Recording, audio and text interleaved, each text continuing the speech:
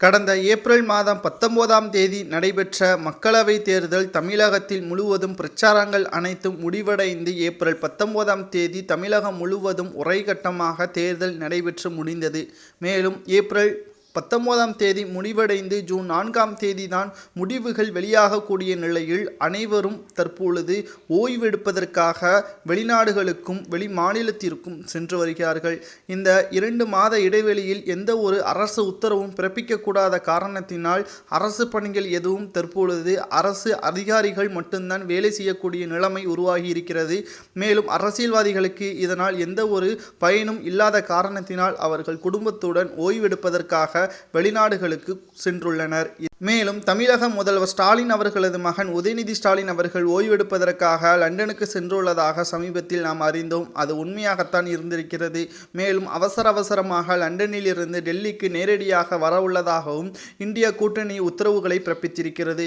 மேலும் உதயநிதி ஸ்டாலின் அவர்கள் லண்டனில் இருந்து நேராக சென்னைக்கு தான் வருவதற்கான முதலில் திட்டம் வைத்திருந்தார். தற்பொழுது வடமாநிலங்களில் பிரச்சாரங்கள் அனைத்தும் தீவிரமாக செய்ய வேண்டும் என்பதற்காக உதயநிதி ஸ்டாலின் அவர்களை அழைத்திருப்பார்கள் என்று நினைத்துவிடக் கூடாது. தப்பி தவறி கூட பிரச்சாரத்திற்கு வந்துவிடக்கூடாது.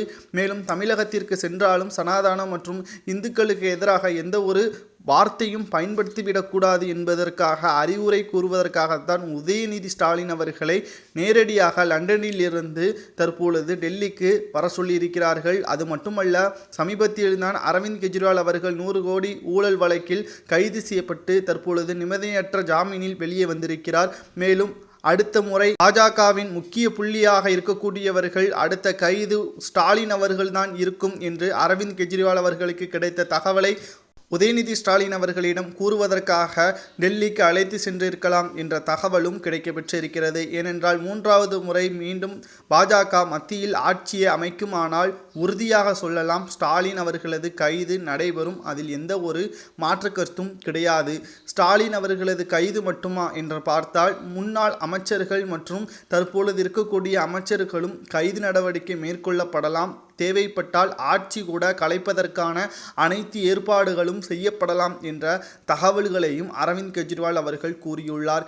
ஏனென்றால் 2 மாநிலத்தில் ஆட்சியை நடத்திடக்கூடிய அரவிந்த் கெஜ்ரிவால் அவர்களுக்கே இந்த நிலைமை என்றால் கிட்டத்தட்ட 40 ஆண்டுகளுக்கு மேலாக திராவிட முன்னேற்ற கழகம் தமிழகத்தில் ஆட்சி அமைத்து பல கோடி ஊழல் செய்திருக்கிறதாக அவர்கள் கருத்தில் கொண்டு ஒட்டுமொத்தமாக கூண்டோடு அளிப்பதற்காகத்தான் கைது நடவடிக்கை மேற்கொள்வதாக தகவல்களும் கசிந்துள்ளது. ஒரு முறை கைது செய்வித்தால் நிச்சயமாக ஜாமீனில் கூட வெளிவர முடியாத நிலைதான் ஏற்படும் என்ற அனைத்து தகவல்களையும் உதயநிதியிடம் கூறுவதற்காக அழைப்பு விடுக்கப்பட்டுள்ளதாக செய்திகள் வெளியாகியுள்ளது.